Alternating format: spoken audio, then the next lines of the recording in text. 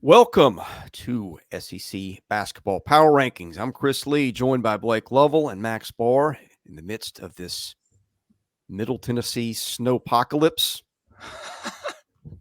But hey, we power through here, don't we, Blake? I guess. It's cold. There's snow everywhere. It's miserable. Speaking of miserable, we always start at the bottom of the power rankings. But before we do that, there's a lot of misery to go around today. I'll tell you who's not miserable. That is... Blake's cranky to start today. I'm just going to point that out. We'll see which teams get the brunt of that. But yeah, who's he taking it out on? We'll see. We'll see which teams get that today. But yeah. Anyways, we've got our friends at BetOnline who are never cranky or miserable because they are just... Everybody's just cashing in everywhere with all their great information, Chris. Well, NFL playoffs are here. The Lions won a playoff game. They're cold and miserable too. They are. Not today, but they will. If the Buffalo Bills play today, they're going to be cold and miserable. I'll tell you that. Well, that's true. The Lions play indoors. Anyway, NBA season full swing. BetOnline has you covered with all the up-to-the-second odds, news, and scores with additional odds, lines, trends, and info on both desktop and mobile. You can access the world's best wagering information anytime. Head there today to get in on the action. See the updated odds. Remember to use promo code BELIEVE, that's BLEAV, to get your 50% welcome bonus on your first deposit. BetOnline, where the game starts. All right, we start at the bottom. Blake, I think number 14 has just been a fixture at 14 for a while. And I don't think that's going to change. I will make a prediction all season. I don't think Vanderbilt moves out of 14. What do we have to say about the Commodores today, Blake? Well, I still think they're getting better. Just be honest. I do still think they're getting better. It's just not equating into wins. I know they lost by 13 at Ole Miss, but we talked about they lost by 8 at LSU. It's a bit of a comeback to get there. The Alabama game we mentioned, the Memphis game. So yeah, I don't know what else that has to be said about Vanderbilt. It's still the same two guys. Jason Rivera-Torres playing well, but then it's just kind of a mixture of what you get from everybody else. And right now, it's just not enough to not enough to win a lot of these games in the SEC, especially when you're going against teams like Ole Miss and all that. When you just look at the size and the length and everything. So yeah, I don't want to make the same prediction as you. They won't move out of 14 by the end of the season, but if you look at their upcoming schedule, I think Max and I talked about this on Sunday.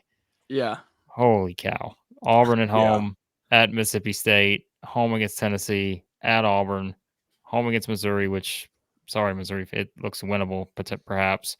Home against Kentucky, at South Carolina, home against A&M, at Tennessee. Ooh. And then even beyond that, you've still got road trips to Florida, Arkansas, Kentucky. So, yeah, the race to 4 wins. They're not going to be favored in any game they play the rest of the season, but unless they start to win games. But yeah, it's not a good spot. Yeah, Max, did you see his press conference afterwards, or the remarks that got?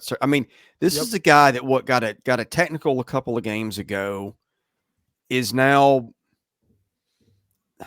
throwing his administration under the bus. Isn't fair, because his administration probably deserves to be thrown under the bus. But not taking a lot of responsibility. This feels like, I don't know if a ticking time bomb is the right word, but that's about the only thing interesting about Vanderbilt basketball right now is what is he going to do or say next? Yeah, and Blake, I'm glad you brought up the upcoming schedule, because for a coach that is becoming increasingly frustrated with the youth of his team, you got to play Auburn, Mississippi State, Tennessee, Auburn in the next 4. It doesn't get more brutal than that. So, yeah, if you look at the strength of schedule rankings for the conference, Vanderbilt's got the hardest schedule, for the hardest remaining schedule. So, no wins yet, and you got the hardest schedule out from here. So it's going to be tough. Uphill battle here for the Commodores. Joining Vanderbilt in the tier of abject misery, the Arkansas Razorbacks. How did this happen? Arkansas, I mean, in what alternate universe would we have thought Arkansas would have been 13th in our power rankings in mid-January? I thought this was potentially a top 10 team nationally. Did you guys catch much of that Florida game? I'm watching two games at once, and there was a replay. I don't know if you guys remember this. They show Arkansas just hit a bucket. Florida gets the ball in bounds. I don't remember if they throw like a 60-foot pass into the front court. But they hit a streaking guy on the wing. He catches it, beats down 5 Arkansas guys for an easy layup. And they just show it from behind the play where you got 5 Arkansas guys kind of putting it on cruise control. And when one guy beats 5 to get a layup before they knew what happened, that to me, Max, just kind of sums up what this program is right now. This is the most confusing team for me because I don't even know who's playing and when they're playing and who's starting. If they start, are they only going to get the first 2 minutes if they don't play well? I have no clue with this team. But I mean, just rewind like a month and a half and this team beats Duke, who's about to be a top 10 team in the country here in the new AP poll, even though, I mean, I hate the poll, but still Duke's playing good is what the point I'm trying to make. I didn't see this coming at all. I mean, especially, look at just November, the late November through December. You know, you beat Duke, you lose a tough one to a good Oklahoma team on a neutral floor. You beat Wilmington. This team is just really falling apart for me here, and man, it's concerning. I know Blake's concerned. Yeah, it's not exactly the ride that we anticipated on the Must Bus this season. You know, it just was not. It's just not. And I keep saying it's not that they're losing, it's how they're losing. And it's just, I don't know. Max and I talked about it in the reaction video, but I've seen some people say, well, it's just, there's not enough talent on the roster. I do not agree with that. And I know some people are going to disagree with that statement. I don't think this is talent. I just keep saying it. It's just not. There is talent on this roster. Now, could you say that there's talent and they swung and missed on exactly how the talent would fit together? I think there's some truth to that, because clearly it's not. But I just think to say that they're not as talented as they should be, I just think's ridiculous. And I don't. That's a small percentage of people I think that I've seen mention that, but yeah. Again, chemistry is everything, and in this era where every team is sort of rebuilt every season, for power conference teams in the SEC, it's you got to hit on the chemistry. It's more important than just compiling, all the talent. It's just they've all got to fit, and everybody's, personalities and all that kind of stuff. Like there's so many things that go into that, and we've seen Kentucky have issues. We've seen other teams have issues where it just does not come together.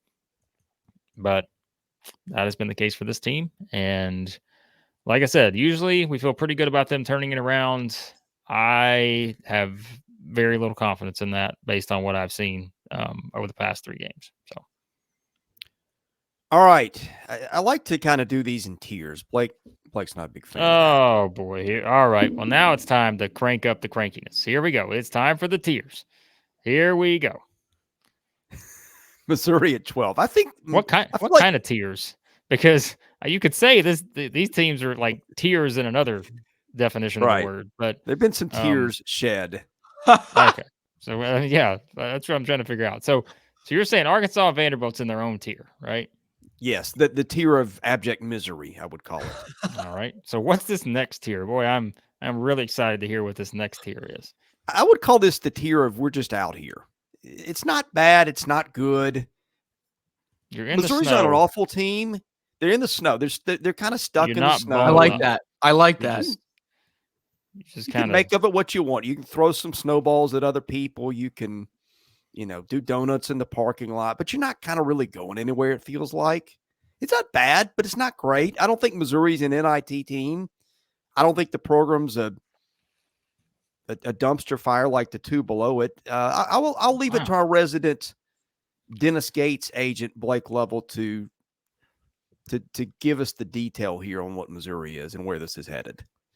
Whoever used the words Dennis Gates and dumpster fire in the same sentence, you'll be banned from this here Southeastern 14 You see channel. what he does? He twists your words, Max. You're getting an initiation to how it works around here. A little switcheroo.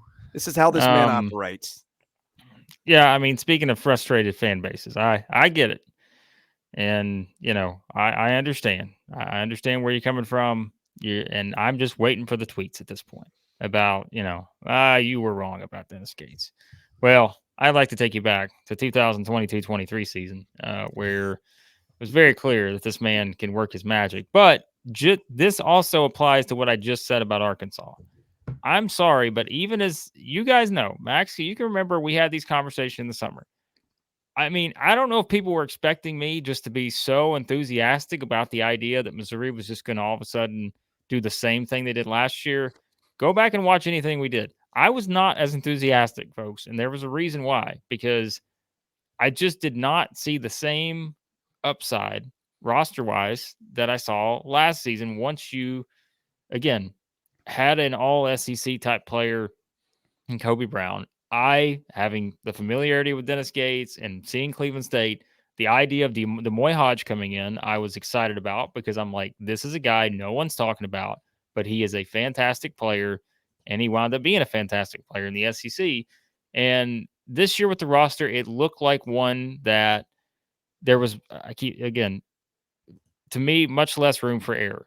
They had to find ways to be elite in certain areas if they were going to win, I think, with this particular roster. Now, it's a roster that it just feels like there's a lot of pieces, right? But again, it's kind of the Arkansas thing where it's at a certain point, like, do some of the pieces fit together? I'm not sure. And we've said it. I think the Caleb Grill injury, you can't just put all this on one player, but it's significant because I think we've seen it this year. Like, he adds a different sort of dynamic in some of the things that he could do, especially, whether it is rebounding, right, or just scoring. Like, these are things that Missouri struggles with. And so if you take him out of the equation, it's just different. And I think another one that's been certainly unexpected, the John Tonje one, like, he's not really been a factor this season. And that was another projection where we came into the season thinking he was going to be a big part of what they do there.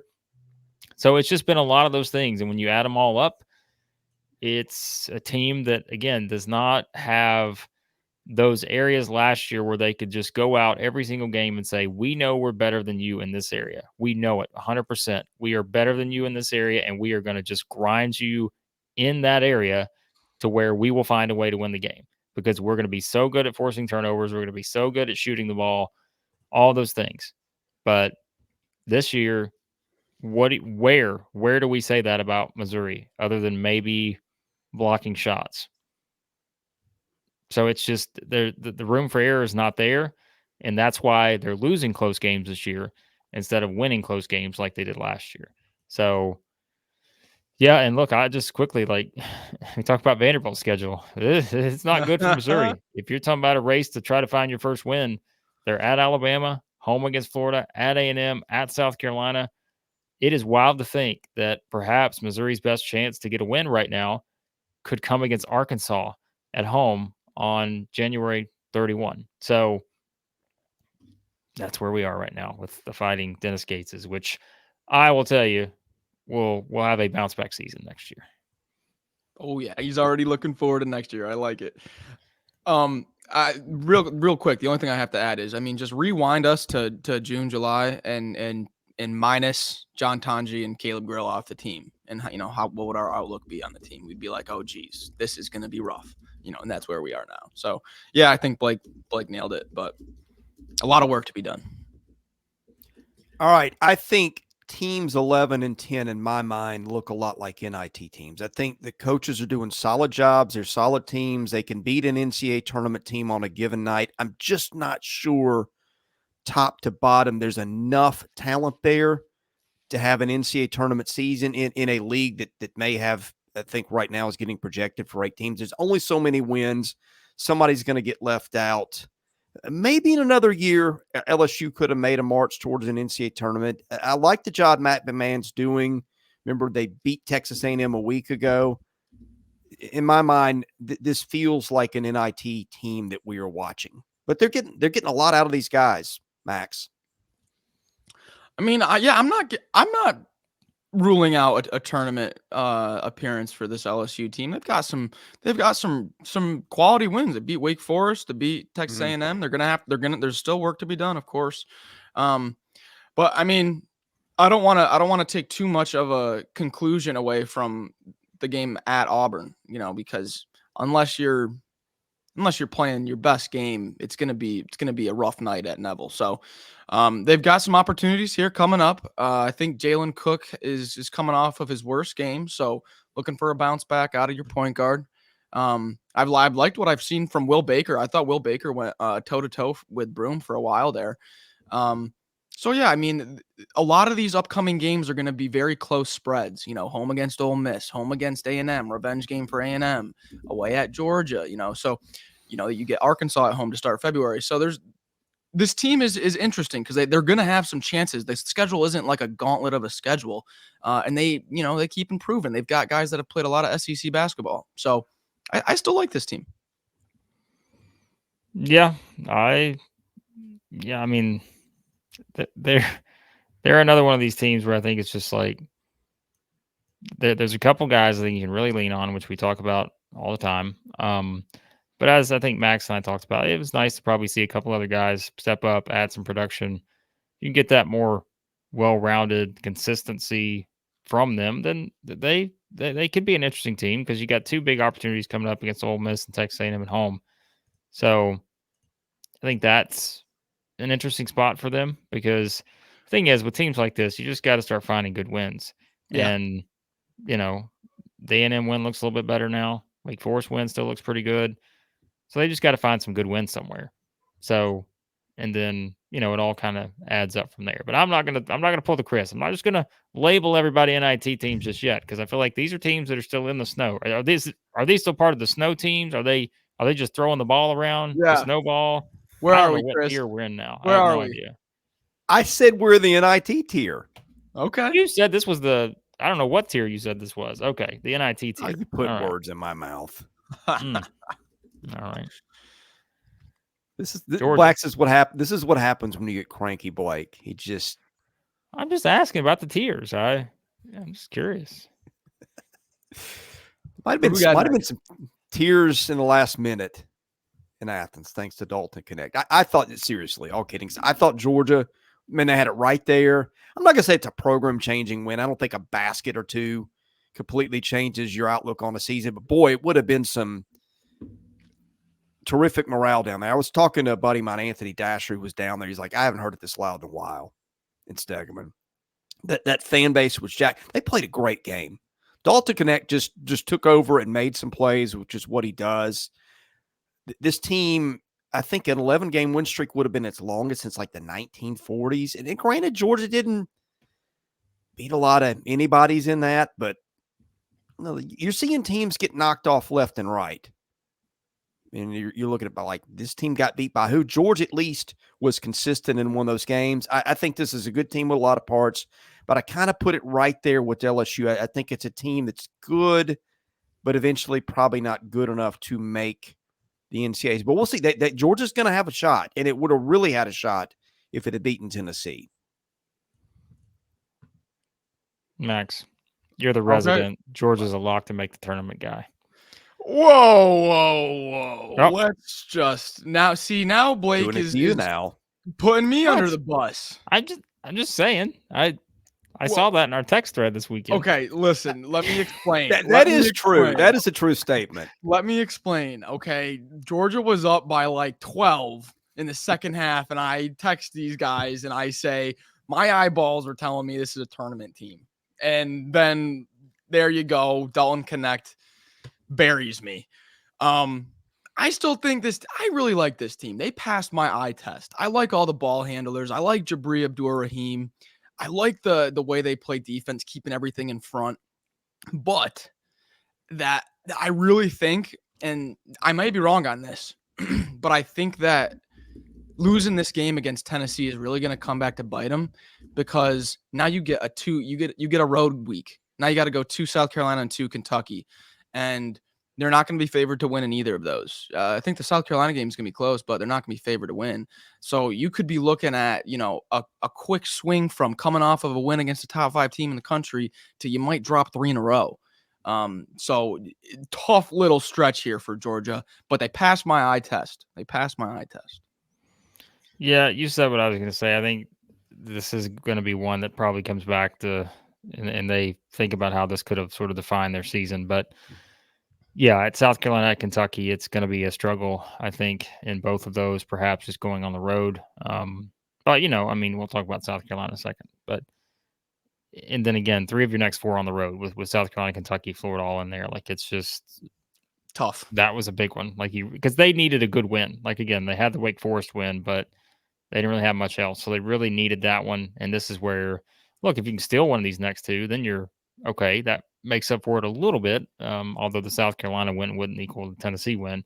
But yeah, so we'll see. Because I look at Georgia's schedule. To be honest, like, it doesn't feel like the worst schedule out there.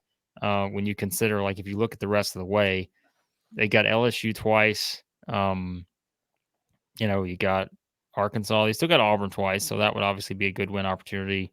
Who else is on there? Like, yeah, I mean, they get Alabama once. So I don't know. That felt like a big one because they really needed to win that one. So yeah, we'll see what happens, but hopefully doesn't start a streak in the wrong direction for the Bulldogs. The next 2 teams I feel like are the NCAA bubble teams. We'll start with South Carolina. This is a new tier. Okay, it's a new tier. Just want to make sure. South Carolina's 14-2. I haven't seen bracketology. I don't know if it's out this morning or when it's coming out. I feel like this is the team that you could put in the tournament right now. Ultimately, I'm not sure if it's going to be good enough. We're going to find out. But Carolina's got a chance to have a really nice season, and certainly you've got to admire the job that Lamont Paris has done right now. And of course, they got a road win at Missouri, which is one you got to have if you're going to make your march towards the tournament, Max. Yep, one you got to have. And as much as that one stings for Missouri, you love to have it when you're South Carolina, especially with Michi Johnson playing probably his worst game of the season. So big win, and where I think it might be the one that breaks Missouri's back. I think this one might be the one that gives South Carolina a little bit of confidence. And I like the upcoming schedule. I really do. This week you get Georgia at home, and then 2 Arkansas, 2 winnable games. And then you get Kentucky and Missouri at home, building a little bit of momentum into those big games. So, yeah, I mean, the thing is, though, is this team just in the first 3 games of conference play, they've been turning the ball over at an alarming rate. Especially Michi Johnson he's gotten out of the gates a little bit slow here in conference play. I expect him to turn it around. He's very talented. But I think it just goes lengths to show the quality of this team. Look at Jacoby Wright stepping up with Michi Johnson out. They don't have to have all their guys on 100%. Blake, you've been talking about the Big Four. I know you might, expand on that a little bit. What are you liking with this team right now, Blake? Well, I mean, I think I don't know. I feel like it's like the Alabama game to me is like the outlier. And I think that's a lot more about Alabama. It's just one of those games where if the other team's making shots and you're not, that can happen, especially against a team that's the number 1 offensive team in the country. So if you take that out of the mix, they won a close game against Mississippi State, who we haven't gotten to in our power rankings yet. There's a reason for that. They win an overtime game that, again, you can find ways to lose anytime you go on the road in the SEC, as we know.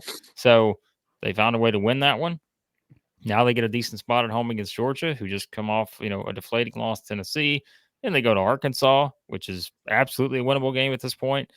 Then you get Kentucky at home. So, South Carolina's schedule, I think, sets up nicely to where, I don't know. I still am on the thought that they have a really good chance to make the NCAA tournament. But it's a long way to get there. It's a long season.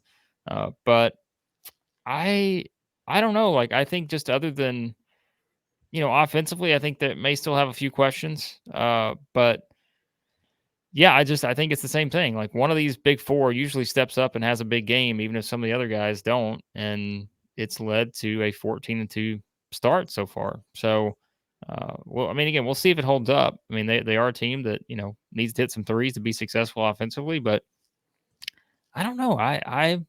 I'm still in on South Carolina. Their schedule gets a little bit tougher here after maybe this next little stretch. And not to say this stretch isn't tough, but it starts to get a little tougher on the back end when you look at kind of road trips and, playing Tennessee twice and all those kind of, they got to go to Auburn. So, yeah, so we'll see, but I'm still in on the Gamecocks right now.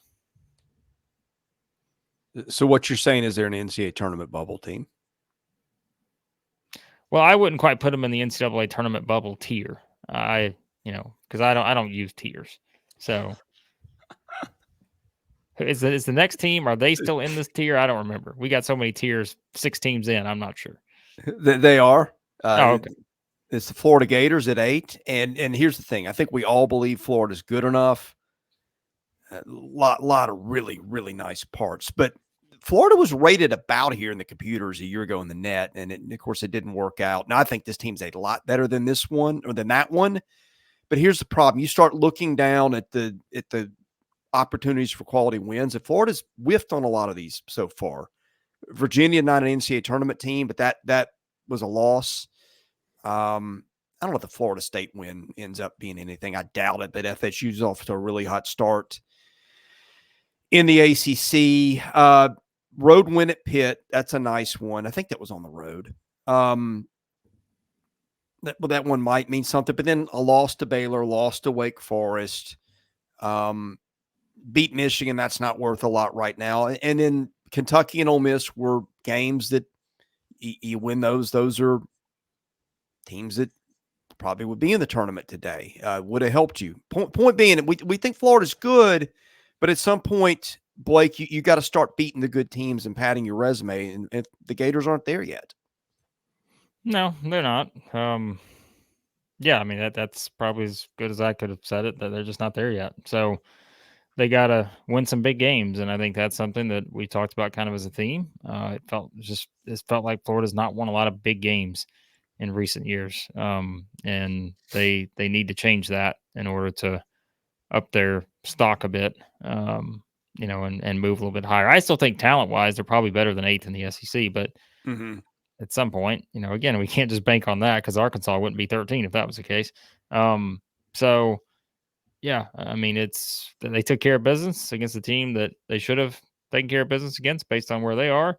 And yeah, I mean, beyond that, I still think this team, again, we've seen them put up points. I think Max and I talked about that. Like they're really hard to guard. But at other times, I think it's maybe the consistency, just the overall consistency is probably still what we're looking for with Florida. And, great opportunity this week when they go to Tennessee on Tuesday, and we'll see, what they can do there. That would obviously be a huge win, but like you mentioned, just gotta start finding some wins somewhere against top tier teams.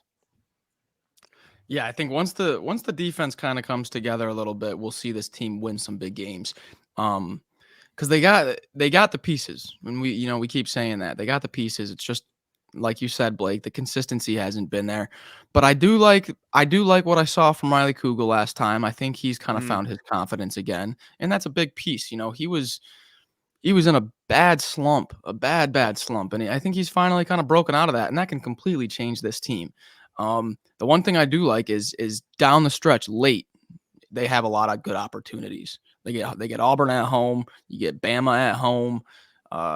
So there's definitely some opportunities for big wins. If they just keep not showing up in big games though, that's not gonna move the needle at all. They're gonna have to win a few of these tough games. Like they go to Tennessee, they go to Kentucky, and they go to Texas A&M here in the next 3 weeks. I think you got to win one of those. You got to win a big game. You're gonna have to steal one because you've dropped a few here to start. But I mean, we can just talk all day about the talent. I really like the look of this team. All right, now we get to the point where I'm expecting all these teams to be in the NCAA tournament. Might one or two of these teams miss it? Sure, it's a dog-eat-dog league this year, but starting at number 7, Max's Ole Miss Rebels. Still sitting on one loss, and got all the guys back. I mean, we've been through this song and dance, but Ole Miss took care of business against Vanderbilt Saturday, and it looked fairly good doing that, I guess. Not great, but enough to take care of business. Yeah. I mean, listen, that game against Tennessee was brutal, right? I mean, and Blake called it. Blake saw it from a mile away. He said the percentages look great for Ole Miss, but this Tennessee team does things to you that no other team does and really takes you out of what you want to do offensively. And we saw exactly that.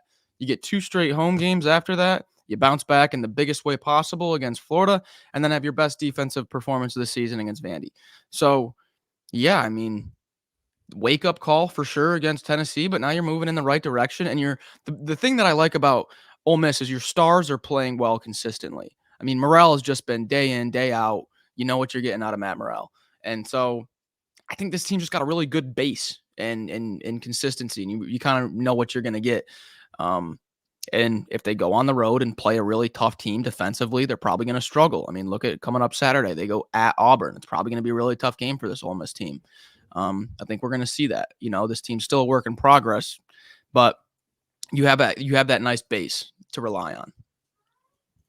Yeah, I mean, I think Ole Miss is okay at this point. Like, I think they're in a pretty good spot, and yeah, I mean, just seeing them bounce back with 2 quality wins in terms of just how they played. It wasn't the prettiest against Vanderbilt, but I didn't think it would be to begin with. But yeah, but now, how do you do that when you go on the road? And I think it's just I just like the overall depth that this team has. I think they can be very balanced in terms of just their contributions. And so, yeah, I think Ole Miss, if you thought 13-0 was just, whatever, after the Tennessee game, I'm sure people jumped off the bandwagon, but still, I think this team's in a pretty good spot, unless, maybe they lose both games this week, which is entirely possible.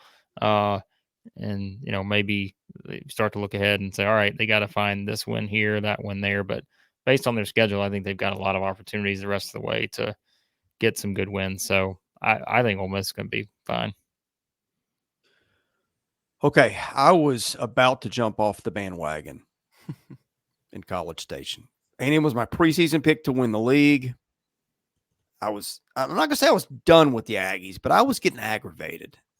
Just not a good shooting team. And I don't know, maybe that's just what this team is. I keep thinking that they gotta shoot better by accident. It's kind of a team. I think somebody said the other day that, their offensive strategy should just be throw the ball at the rim and let you guys go get it and score that way. I think that there's enough talent in the backcourt that A&M can score other ways. I know it's a backcourt that's more volume scoring than efficient scoring, but it's worked for them. Look, A&M, I think everybody that watched SEC basketball saw some questionable stuff happen down the stretch of that game. The Aggies fought through that, scored a big win against Kentucky, and I'm feeling a little bit better about this team, Blake, exiting the weekend. Well, yeah, I mean, how could you not, based on those 2 previous performances? Go from scoring 53 and 55 to 97.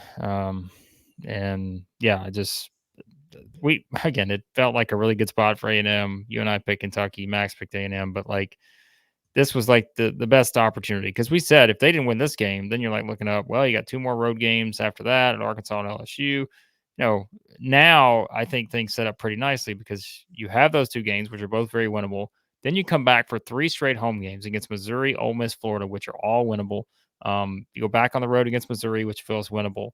You could be looking at an A&M team here that's on quite a streak over the next couple of weeks. Now, again, not easy to win on the road in the SEC. I wouldn't be surprised if they drop one of these this week, just based on that. But yeah, I mean, they're still not great offensively in terms of just overall, outside of a couple players, but they get so many offensive rebounds that at times just doesn't matter. And so that's what it comes down to. And when you have a player like Wade Taylor, you're always going to have a chance to win. And I think that's what we always have to keep in mind with A&M, is anytime you have a player like that, you're always going to give yourself a chance. And especially if you're getting what you got from Tyrese Radford as well, because he can be in that same mix when you could say the same thing about him.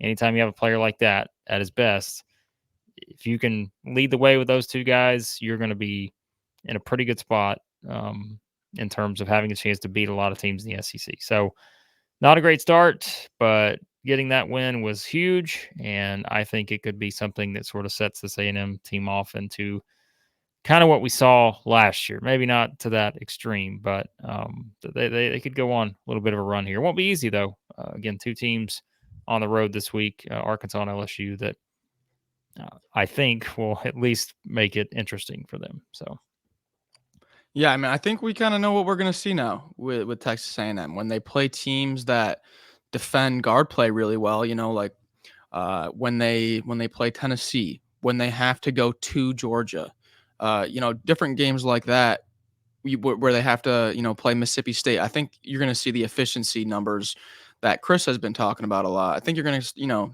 see those struggle. But when they play teams that do not defend guard play well, you know, Kentucky, Missouri, LSU, these teams, you're going to get exactly what you expect from Texas A&M. I like how Blake, I like how you kind of ran through their schedule because I think they got a good chance at putting together like a 4-week run here, the 3 to 4 week run, and rattling off some big wins. And the main reason why I like this team is just because how old they are. You got grown men on this team, and we did not put enough emphasis on Solo Washington being out. He was massive, absolutely massive in that win over Kentucky. He completely changes the way that this team can defend and rebound, especially their perimeter defense. So, yeah, I think this team kind of turned a corner. I like their upcoming schedule. I like the veterans. I think they're, you know, Chris, I think, what'd you say? They got to shoot better by accident? Yeah, I mean, they're, you know. So, yeah, I mean, I like the team. I like them moving forward. I think they're going to go on a little bit of a run here. Also like Mississippi State. I don't know what else to say other than I think that just kind of tells you the competitive range they're in. 3 teams that would be in the NCAA tournament, I think if it was picked today. I haven't seen where South Carolina's been in the brackets, but I know they've been close. Lose by 6 to South Carolina on the road, beat Tennessee at home by 5, lose at home to Alabama by 8. You know, add that up and, you know, it's about they've scored about as many points as they've given up over 3 games against NCAA tournament caliber teams. Breaks didn't always fall their way. Won one of them, lost 2 of, but that's about what Mississippi State is. And of course, if you're just getting into SEC basketball this season, we've talked about it a lot, but Toulouse Smith, their best player, is now back. He's making a big impact. This is a team that's got a lot of guys off from last year's NCAA tournament team. It's found a shooter in Josh Hubbard that they didn't have. Again, I just think they are what they are. They're not going to go out and just bludgeon top-tier teams, but I think they can play with most of the really good ones. And again, I think this is a team, Blake, heading back to the NCAA tournament when it's all said and done. I don't know. I'm starting to I agree with you. They are, but starting to think about you projecting NCAA tournament bids this far out. And I am just a little I'm not just saying this for Mississippi State, by the way. I'm saying this for other teams too. Like now I keep hearing you say that same word. I'm like, oh man, we got a long way to go here. And here's why I would say that. And again, not necessarily just to say this about Mississippi State. They are playing the toughest schedule of anybody in the SEC. If you look, Ken Palm has them as the toughest strength of schedule in the SEC. Now they got to go to Kentucky after everything they just played here at South Carolina, Tennessee, Alabama, at Kentucky now. Got to go to Florida quickly after that. Play Auburn at home. Got to go to Ole Miss. Got to go to Alabama. Still got to go to Auburn. Still got to go to A&M. Still get Kentucky at home. They got a really tough schedule. But I think that's going to be beneficial for Mississippi State because I think it's, all you have to do is just do the way you're doing it now, right? It's win one, lose one. You just keep going like that. And if you play a tough schedule, those wins are going to add up. And so, they really needed the Tennessee win. And so, yeah, I think I really like this team now with Toulouse Smith. It's the defense we said. I don't have a lot more to add. I think they're in the top 5 now in our power rankings. I don't remember where they were last week, but I think it's justified. And they've got a tough schedule. That's all I'm saying. I'm not saying they're going to miss the tournament, but they kind of like last year where they played a really tough opening stretch of games. They were able to kind of make up for it on the back end. I don't know that the back end of their schedule looks as good as it did last year. But we'll see, because it's a long way to get there. So teams can turn things around. Who knows where Arkansas is at that point? Who knows where LSU's at? All those kind of things. South Carolina. So, but yeah, it's easy to like this team. I mean, we got to understand this team came a few missed free throws away from beating Tennessee and Alabama back to back. You know, they make a few free throws there with what, 2 minutes left, and we're singing this team's praises. So I don't think there's much negative to say at all about this team. I think they're going to be able to grind out wins. They have a perimeter attack that they did not have from a year ago, and the defense and interior scoring is there and maybe even better now that you have Jimmy Bell coming off the bench, which you didn't have last year. So I don't have much to add. I think this team is as legit as it gets. Yeah, but Blake, you're right. It's really too early to start talking NCAA tournament until mid-February. I just think this team is going to be good enough to get there. You kind of know what one looks like. We're familiar with State's talent because we've seen these guys play ball for what feels like forever. And I feel like the Hubbard piece, that was the one thing that you could identify that this team was missing a year ago that it's got now. So that's where I stand, because I'm kind of with you. It's until we get to mid-February, there's a lot unanswered, but I've got a lot of faith in this team, and that's where I'm placing it. All right, number 4, Alabama. Max, when's the last time we had Alabama at any spot other than 4? It's been a minute. I know they've been stuck here at 4, but hey, look at Blake over there. Look at Blake. You know, I'm not even going to say anything. All right, Blake, getting grumpy. You go, Blake. You go. Just have your rant. I mean, at what point are we going to move up the defending SEC champions who are currently at the top of the standings with another team that we're going to talk about here in a second? At some point, guys, it's time. It's time to jump on board here, because I'm just saying, like, for all this stuff, everybody giving about Alabama, 5 losses, 6-5 they were at one point. Well, here they are at 11-5, and my friends at the Net, they absolutely love this Alabama team. And boy, do I love the Net. I mean, I think it is such a precise examination of college basketball teams. And I think they're hitting 100% when it comes to Alabama, because the Crimson Tide in the top 5 in the Net. And so, actually, hold on, let me make sure. Oh, I apologize. They have now moved up to number 4. So I don't think the Net's ever been better, to be honest with you. So what a road win for Alabama at Mississippi State. Mark Sears, the guy who Chris said was totally replaceable, goes out and scores 22 points and just made some big plays in that game. Do you want me to stop, Chris, or you want to add any thoughts on Mark Sears? You know what my thought is? I hope that when we get old enough and, like, you know, our families ship us off to a nursing home somewhere, I hope you're not my roommate.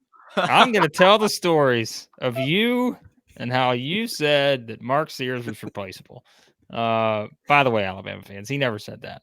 We're just having fun. I don't even remember what discussion that was part of. The mailbag, I think. But anyways, yeah, I mean, this was a great win at Mississippi State. Again, you two guys fell for the trick in the predictions. I'd like to thank you for that.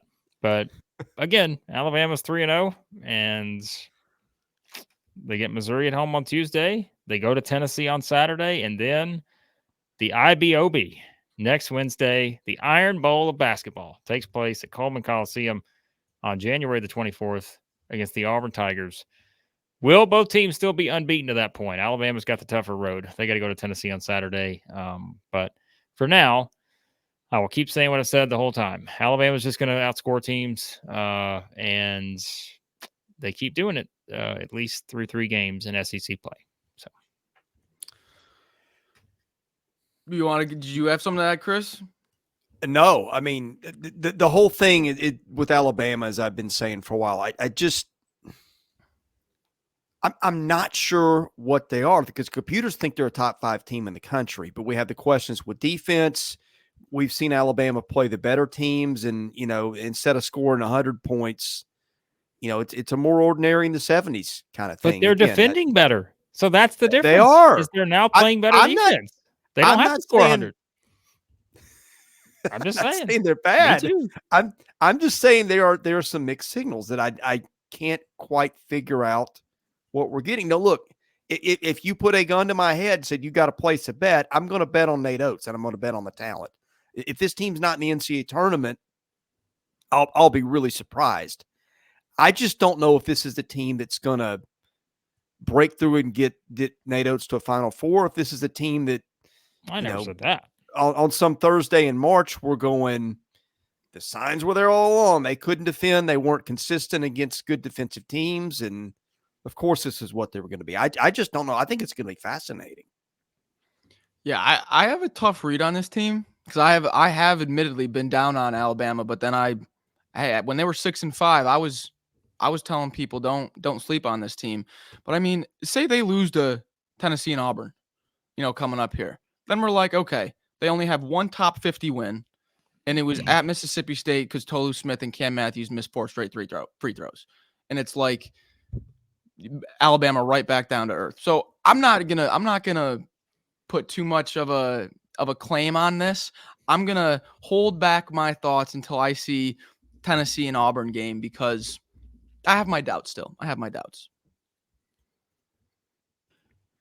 Well, in the private text chat we had this weekend, we also exchanged some doubts about our number 3 team. Here we go. Debbie Downer over here. Please continue. Max, you know what we need to do? We need to get a Festivus poll and just have a weekly grievances with Blake episode and just let this man do his grumpy thing.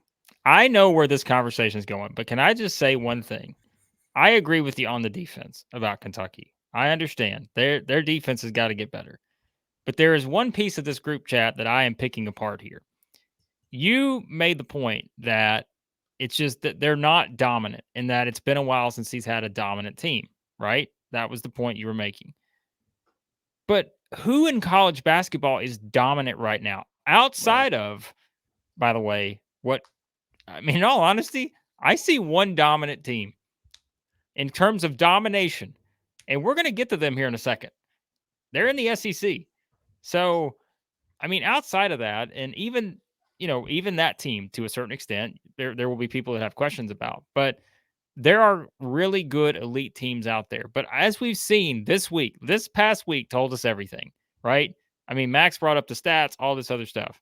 Like, this is just the way it is right now. I'm still not jumping off of Kentucky, and I'm not saying you guys are. I'm not saying that. But have they had some issues defending a little bit? Yes. Is this one of Cal's vintage defensive teams where you just have guys that are going out and nobody can score on them and all that? No. But still, I think they're good enough. They're so good offensively that they can counter some of that.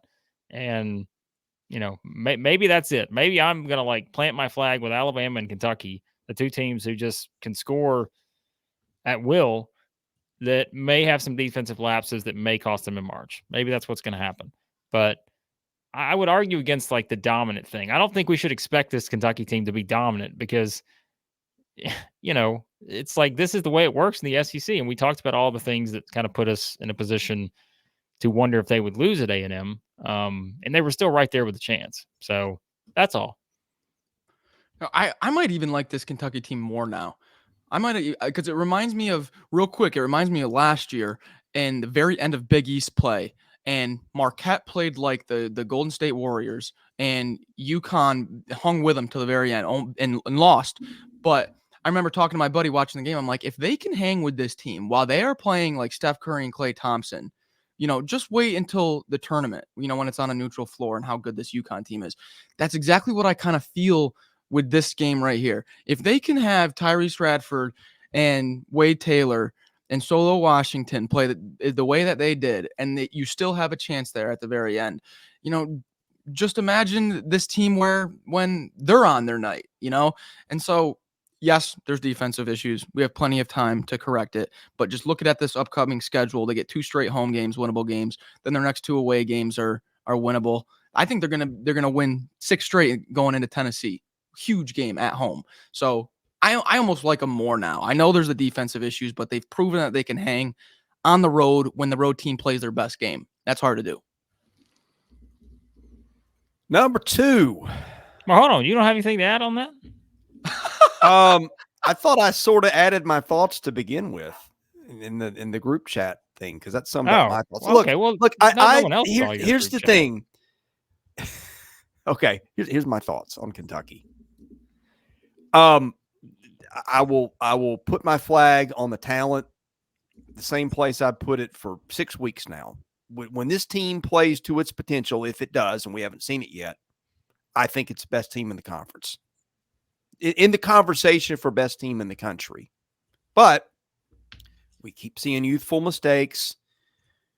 We keep seeing a team that is good, not great defensively in the stats. So those are two things that keep popping up. Now, look, it is 2 months in with a young team, and so to judge Kentucky harshly by that would be unfair. But it is what it is at this point, and I think that's something. Look, if we get to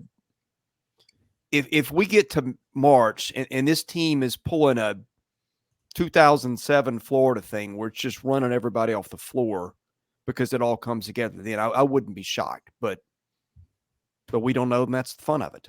All right, Chris, suspense for the final 2. There were 2. You were about to just jump straight into number 2. You gotta build up the suspense here, because I got outvoted on this one. Number 2, I think, has the best resume in terms of good wins. Road win at Wisconsin, beat Illinois at home. Okay, clobbered Ole Miss. And the losses. 3 of Tennessee's 4 losses are to teams that you could see on the one line in March: Purdue, Kansas, and North Carolina, and then losing Mississippi State. No shame in that. That happens. Dalton Knecht put on a clinic in the final couple minutes of that Georgia game. Scored 30-something points back-to-back games. Again, I like this team because it's got all the pieces. It's got experience. It's got a great coach. I don't see Tennessee probably moving more than 1 or 2 spots from this ranking the rest of the year either way. Blake, you go ahead. Well, I know we got to be quick here because we have to keep these under an hour, but I'll just say this, like, Tennessee moving down this week because they were number 1 last week, right? I mean, technically, I guess you could justify it because they lost a game. And so, yes, we obviously know who number 1 is, but I have no, like, I'm not concerned with Tennessee. Like, I'm just not at all. But these are power rankings, and it's like you do have to combine the resume portion with the actual, again, it's debating which team you would take over this team and that team and so forth. And it's just, to me, I think right now on a neutral court, I may pick the number 1 team over Tennessee. And, that it's not a lot more to it than that. I mean, obviously they different schedules. I get it. Remember, you're talking to the guy who, without much hesitation, thought Tennessee was the number 1 team going into the season.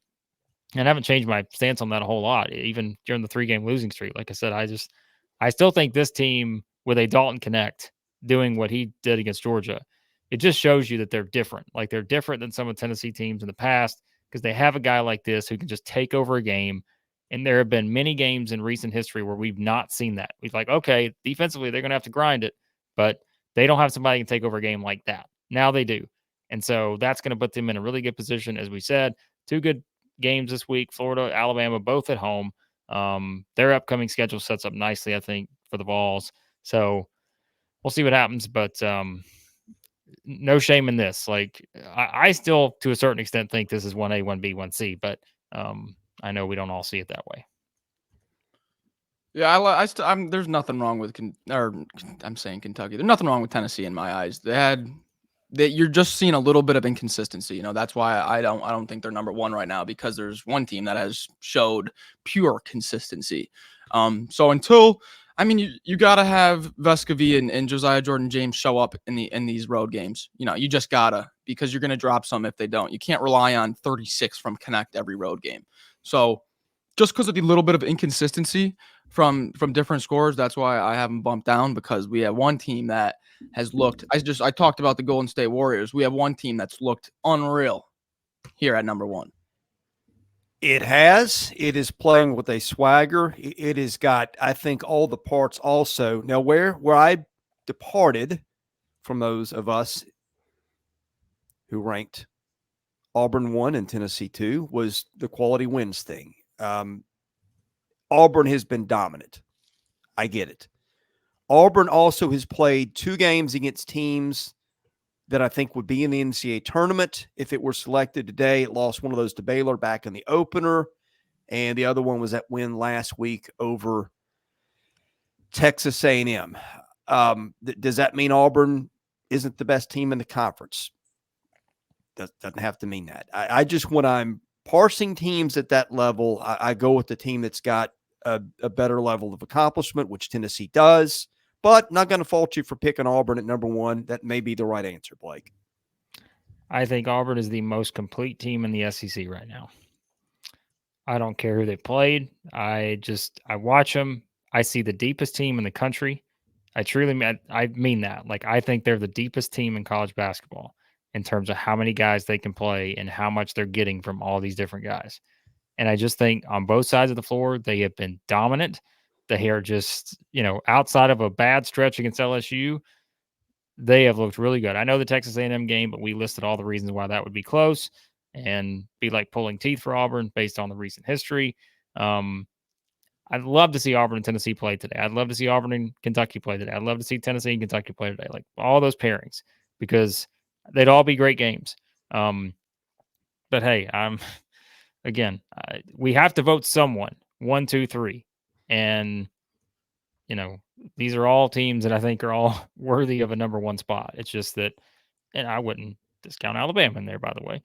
But no, hey, maybe it's just we're rewarding Auburn for their play, and as we should, because they have just, dominant, just completely dominant right now. So, yeah, especially, if it was, from a resume standpoint, it's different, but just power rankings, who looks the most dominant, gotta be, for me, it has to be Auburn. I mean, what you have every win by double digits. I mean, they're just mauling teams. And you look at that LSU game, and you just feel like LSU doesn't have a chance.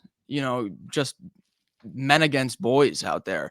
And I've said it a million times, the defense gets better as they go to the bench. Dylan Cardwell is one of the most valuable backup centers in the country.